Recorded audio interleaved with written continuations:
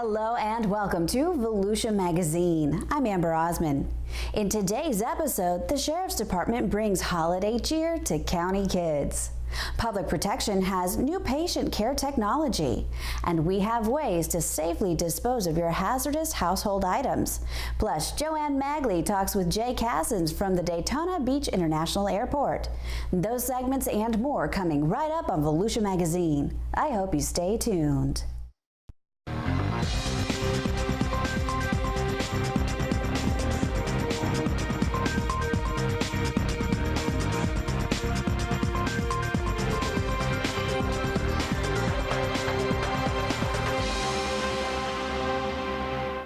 This year's 100 Deputies, 100 Kids program brought smiles and holiday cheer to 230 children from across the county.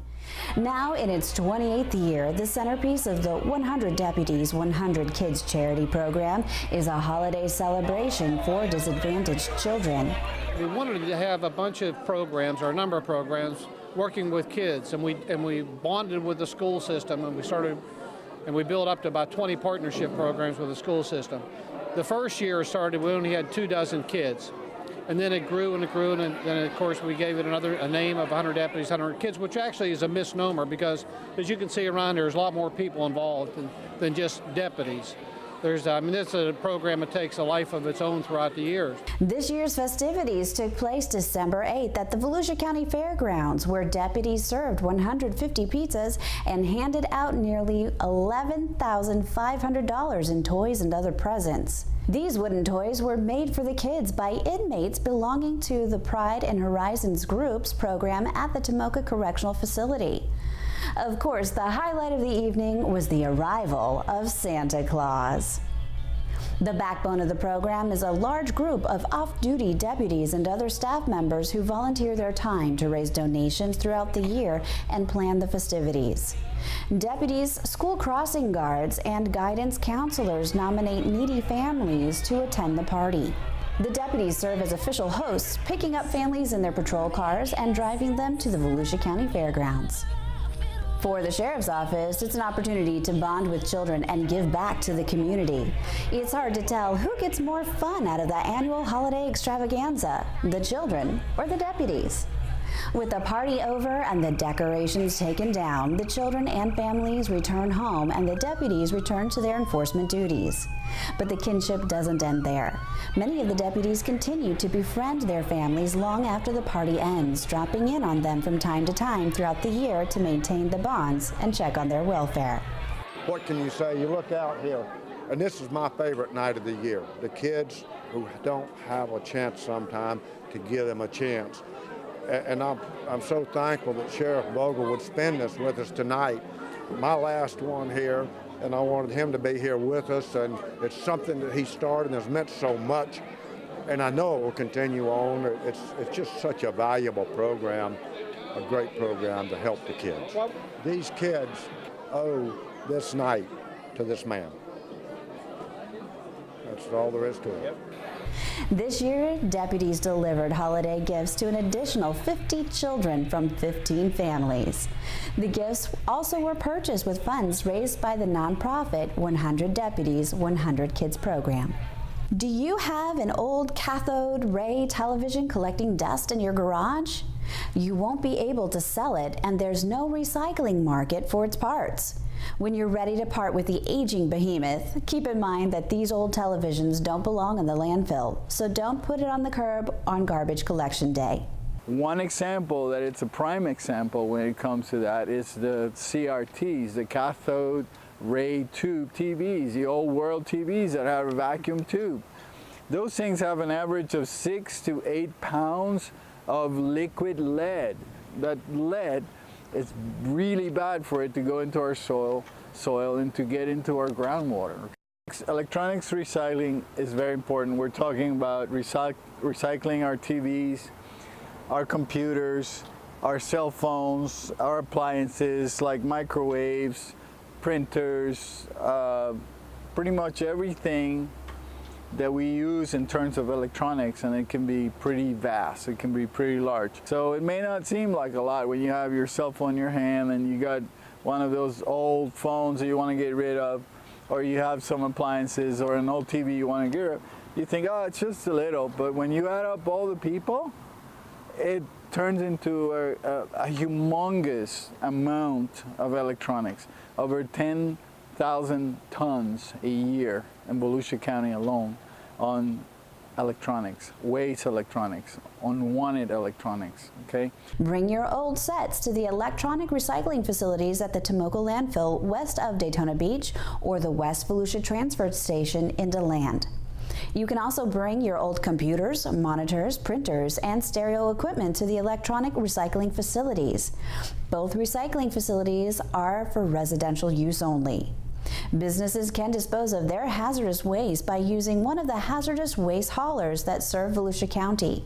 For a list of haulers, contact Hector Valley at hvalle@volusia.org. For more information about recycling in general, you can visit volusia.org/recycling.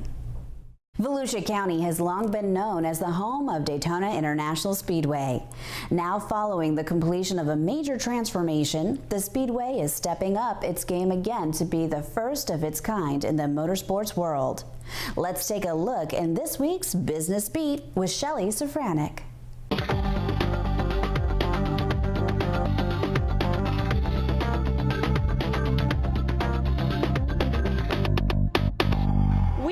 At the Daytona International Speedway, which has been transformed into the world's only motorsports stadium. The $400 million Daytona Rising project was a 3-year project that reimagined this American icon, reaffirming its status as the world center of racing.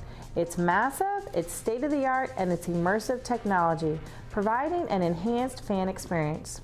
The new Daytona International Speedway is incredible. We have 101,000 wider, more comfortable seats, 11 common areas that we call neighborhoods where folks can go and get away from the action, get a drink from one of our brand new concession stands, enjoy the free Wi-Fi that we offer throughout all the concourses and the stadium. From the nuts and bolts of the stadium to technology, the numbers associated with the modernization are overwhelming in scope. More than 4,000 miles of fiber optic cable, enough to connect to the North Pole. The transformation more than doubled the amount of restrooms and added 3 times the number of concession and merchandise points of sale. The stadium is nearly 1 mile in length. And here's some cool facts. In the design of the stadium, the engineers had to take into account the curvature of the earth, which is 7 inches from end to end. And the amount of steel used in this project? Well, it equals 1% of the U.S. annual steel output. Along with the stadium, we have 40 brand new escalators. First time that any motorsports stadium or any racetrack has had escalators inside the stadium. We also have 17 brand new elevators. So, getting from top to bottom is really simple. The Speedway provides a significant economic impact to Volusia County, and during the Daytona Rising project, that impact increased. We're a $1.6 billion economic impact to the state of Florida. We drive so much tourism dollars to this community and to the state. We're really proud of that. The $1.6 billion total economic benefit annually to the state includes $645 million directly to the labor force. The Speedway also generates more than 18,000 permanent jobs directly and indirectly, provides more than $241 million annual federal, state, and local tax revenue. According to the Speedway, more than 60% of attendees who travel to the Daytona 500 come from outside the state of Florida, and more than 50% of Daytona 500 attendees stay 5 or more nights in Florida during their visit. For the Daytona Rising project, there were 6,300 jobs related to the construction, more than $300 million in labor income, and more than $85 million new federal, state, and local tax revenue throughout construction. The Motorsports Stadium officially debuted during the 2016 Rolex 24 at Daytona and 2016 Daytona 500. According to Weil, the transformation more than meets expectations. You should expect what you would expect anytime you go to a brand new sporting venue. Great parking, the wider stairs up into the stadium. The experience here at Daytona is like nothing else you've ever experienced. So we're really proud of it. We're busy, 250, 300 days a year. So if we don't have race cars on the racetrack, that doesn't mean that the facility isn't hopping. We always seem to have something going on, either a boat show or an RV show or an SCCA event. We're looking at adding new events all the time.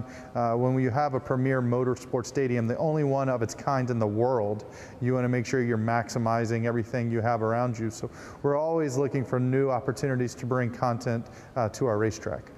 The Daytona Rising project also helped the Speedway earn the 2016 Sports Facility of the Year award from Sports Business Journal. The fans have been coming to Daytona for almost 60 years, and to watch them when they experience the new motorsport stadium for the first time has been really rewarding for me and our team. For more information about the Daytona International Speedway and to see all the events scheduled, visit www.daytonainternationalspeedway.com. For Volusia Business Beat, I'm Shelley Safranek. Get ready to start your engines for the Daytona Beach Half Marathon. February 5th, experience the race that takes you to the Speedway Beach and back. Start at the World Center of Racing's flat asphalt track, through beautiful Daytona Beach, over the Halifax River, onto the hard-packed sands of the world's most famous beach, then back to Daytona International Speedway for a checkered flag finish. Register online at DaytonaBeachHalf.com. Volusia County Public Protection recently purchased 79 Zoll X Series cardiac monitors for its emergency medical services and fire rescue units. These devices have the newest technology available to first responders and can be upgraded when emerging technology is developed. Emergency Medical Services purchased 52 cardiac monitors to be placed on each ambulance and with 2 paramedic supervisors. Volusia County Fire Rescue purchased 27 cardiac monitor and rescue units as well. We can not only quickly identify a heart attack by taking an EKG, but we can send that EKG to the hospital. And in an instant, using wireless technology and cellular technology, that EKG can be sent to the cardiologist who's ultimately going to be performing surgery on that patient. County is on the way of providing high quality patient care to all the citizens visit of Volusia County. And sometimes there's a cost that's associated with that, but the county is committed to doing that. EVAC is committed to doing that, as fire service is committed to doing that. So the purchase needed to be made anyway. We just wanted to buy and purchase the best possible equipment for the best price. The monitors can transmit 12 lead EKGs from the scene of the 911 call to area hospitals through secure networks to ensure specialized teams are placed on standby and awaiting the arrival of the patient. This is certainly the gold standard in pre-hospital emergency care, and we're really proud and happy to actually have this piece of equipment in our county that adds extra safety and technology to the citizens of the county as well. Each cardiac monitor is an all-inclusive diagnostic tool that can monitor heart rhythms as well as other vital signs such as blood pressure and blood oxygen concentrations. All of those combined are essential in providing care to a patient by the paramedics and the receiving hospital with specialists. It's all about time. Time is muscle, so the more time you wait, the more muscle in the heart gets damaged. So this procedure that's being done by Volusia County Fire Services and EVAC EMS is actually giving the patient a better chance of survival. For more information about emergency medical services or fire rescue, you can visit volusia.org and click on Services and then Emergency Medical Services or Fire Rescue. In this week's Solutions for Your Life, we get an in-depth look at the annual Volusia County Farm Tour.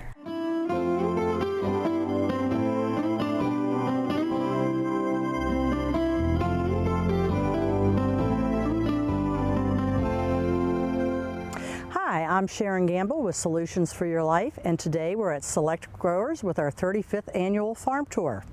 And with the farm tour, we come out and visit local farms and bring the public in and explain what we do and what they sell. Many people don't realize the importance of agriculture in Volusia County. There are 3 main pillars of the economics in Volusia County: tourism, construction, and agriculture. Tourism and construction tend to fluctuate, whereas agriculture is steady and therefore perhaps the most important as the economic base. This year marks the 35th anniversary of the farm tour, when the UF-IFAS Extension Office hosts a tour of farms, growers, nurseries, and forests in the county. There are 2 tour options, the east and the west sides. 10 locations are featured every year, and the tour runs from 9 a.m. to 3:30 p.m. It is open to the public. We host between 400 to 800 people each year. The tour is self-guided, and residents can go to one or more of the locations. UF-IFAS extension agents are at each of the sites to answer any questions that people might have. One such location is here at Volusia Farms, where they grow citrus, they have a few head of cattle, they have a few goats, which are mostly pets, and they have tomatoes and various vegetables that you can come and pick. They also sometimes have field corn to feed the squirrels and the birds with. So it's always changing at Volusia, and there's always something there for you to be involved in and to take home with you. And it's part of the Food to Fork movement, and buying local and eating local and knowing what's being produced right around you. So the farm tour is a wonderful way to get out and meet your local farmers. It's important to support our local growers, and you can buy from the local farms. Most of them have retail stores. And if you contact our office, we can help you with more information regarding local farms, and we have all sorts of information on our website, and we're happy to help you in any way we can. And if you're interested in starting farming, please get in touch with us. We're at the Volusia County Agricultural Center, and we are open Monday through Friday from 8 to 5, although many of the agents, such as myself, work in and out of the office, so we're not always there when you're going to call. So please make an appointment before just stopping by. Mark your calendar for next year's farm tour. It's always the Friday before Thanksgiving. So have a great farm field day with Solutions for Your Life. I'm Sharon Gamble.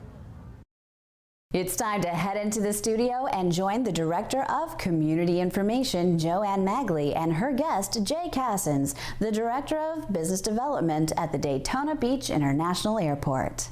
Well, passenger traffic at Daytona Beach International Airport continues to rise. The numbers are just in for October, and despite flights canceled by Hurricane Matthew, passenger traffic still increased. So joining us now in the studio is Jay Cassens, the Business Development Director at Daytona Beach International Airport. Hi, Jay. Hi, Joanne. Thanks for being here. So let's talk about the passenger numbers for October. As we know, Hurricane Matthew hit October 7th, and we had a number of flights canceled. Yes, we had 32 flights canceled because of Hurricane Matthew at the beginning of October.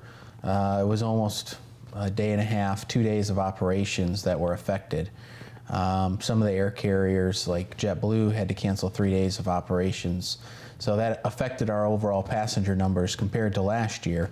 But we're still up almost 4%, so that was very positive to see. We would have seen probably somewhere in the vicinity of 15 to 20% growth without the cancellations. So how many days did it take for the airport to resume normal operations after the hurricane? Well, it took us probably about 2 days to get back up and running. We were running on generator power for about half of one of the days after the hurricane. I believe it was Saturday. We were on generator power till about 4 p.m. So we were still able to process flights, but the air conditioning wasn't working, and it was a hot day. So Jay, give us the picture for the last several months of airport traffic numbers. Well, in August we were up about 15%, and then in September we were up about 23%, and then as we talked about before, this last October we were up about 4%. So things are going very well. Of course, we had the hurricane in there that affected things a little bit, but overall very positive.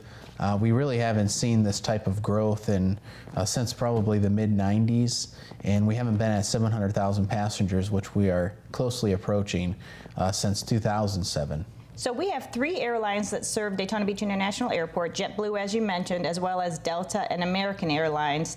And each time we talk to you, you talk about traffic increases over the prior year for that same month. So what do you attribute this month-over-month increase to? Well, it hasn't been just because of JetBlue. We've also seen capacity, which is seat increases in Delta and American Airlines. For the month of September, we saw almost 4,000 seats added for American Airlines. So It's an indication that demand has gone up. They're responding to demand increases last year and increasing seats this year, and we're seeing that all the way through the beginning of 2017. So again, that's a positive sign. All right, let's talk a little bit more about JetBlue. The service started in January, and it's going very well by all accounts. And as the success of this service could determine whether or not they add maybe a second flight or possibly add new service through JetBlue. It's really important that we continue to fill the seats, because if we're not filling the seats and they're not making the profits that they need to make, there will be no chance for expansion. Right. But things are going well right now. We did very well in the spring and summertime.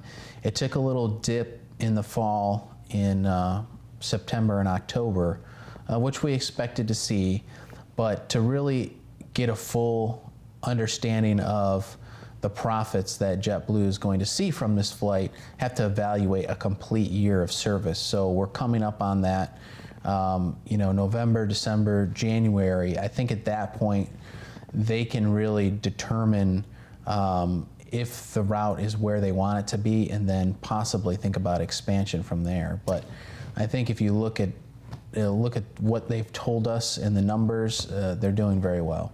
And part of your job is to recruit new airline service or additional flights with the current carriers. Tell us a little bit about your latest efforts to do just that. Well, we continue to have discussions not only with new carriers, but with our existing carriers and expanding service. And I think in the near future, expanding JetBlue service probably has the highest possibility and potential.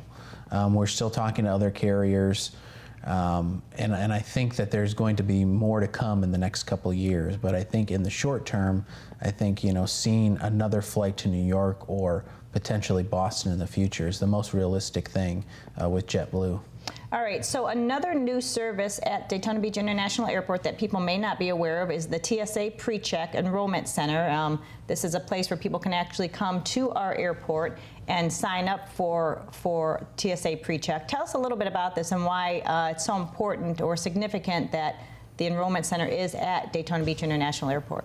Well, there's very few enrollment centers around the state, and there's even less enrollment centers at airports. We're one of the few, I think we're the only one of four airports to have an enrollment center actually at the airport. Mm-hmm. So, as you know, Daytona Beach International Airport is easy and convenient and friendly.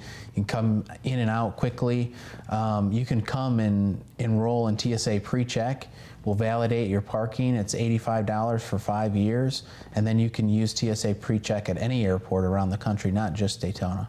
And the important part about TSA PreCheck is the whole saving your time in line at the security checkpoint. And as you mentioned, that it's quick anyway to get through TSA, the checkpoint at Daytona Beach International Airport, but it really is those other airports where PreCheck really will save you time.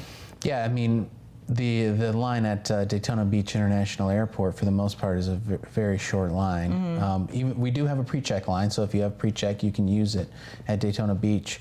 But it's really beneficial when you go to the larger airports. You're going to Atlanta or JFK or Chicago.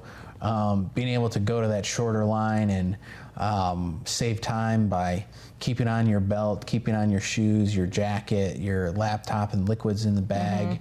Mm-hmm. It's just so much easier. I mean, we know how stressful travel can be sometimes, and this just reduces the stress and puts your mind at ease that you don't have to wonder how long the line is going to be when you get there, because TSA PreCheck is usually a shorter wait time. At the most, it's going to be 20 minutes, mm-hmm. But that's only on a rare occasion at the larger airports. All right, let's now talk about the fiscal picture of the airport. It's a service of Volusia County government. It's an enterprise fund. So explain a little bit how that works. So we don't use any, even though we are county government, we don't use any ad valorem tax dollars to operate and run the airport. All the money that we make is from user fees. So we have fees for concessions when people buy food there. They rent cars. The airlines rent space from us. We have tenants on the airport property that rent property from us.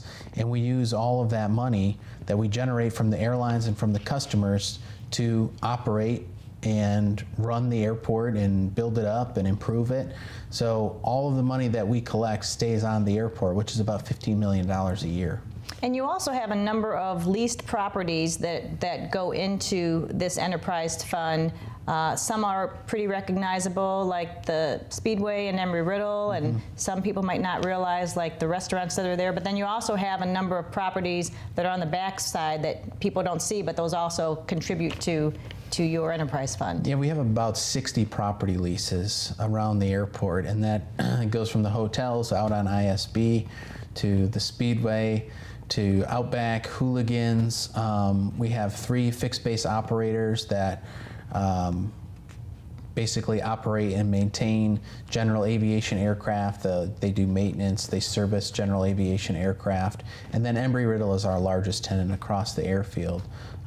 So that's where we get a lot of our revenue from, but also too from the airlines and landing fees, and all of that goes back into the airport fund and then gets reinvested. And I would imagine that for some businesses it's very advantageous to be on property that is part of an airport. Yeah, especially aviation. So the whole purpose of the aviation property that we own is for the benefit of the aviation community, and especially if you're an aerospace or aviation industry related company, it's very beneficial to be close to the airport, either on the airport or just off the airport. And not only do you have one of the largest or one of the busiest airports in the state of Florida, with the airfield and all the general aviation aircraft, but you also have the largest aviation university in the world, which is Embry-Riddle Aeronautical University right there in sight. So it's a perfect situation for someone that has a aviation or aerospace business. So Jay, the airport's on Facebook, and people can like the page and follow all the latest that's going on at Daytona Beach International Airport, as well as travel tips. Where else can they find out more information? They can find more information on our website, flydaytonafirst.com. All right, Jay Cassens, Director of Business Development for Daytona Beach International Airport. Thanks so much for being here. Thank you, Joanne. Amber, back to you. Thanks, Joanne, and thank you for watching Volusia Magazine. If you have any questions about the show, you can feel free to give us a call at any of the numbers you see listed here, or you can log on to volusia.org and click on the News tab at the top of the screen to find us. Incidentally, you can find the County Council's meeting calendar there too. In fact, you can use volusia.org to find out about meeting dates, workshops, topics of interest, activities, and how you can become involved. And we hope you won't forget to listen to Volusia Today. That's Volusia County Government's weekly public radio broadcast. Volusia Today airs every Tuesday, Wednesday, and Sunday mornings on the local radio stations you see on your screen. For Volusia Magazine, I'm Amber Osmond, and I hope you have a wonderful evening.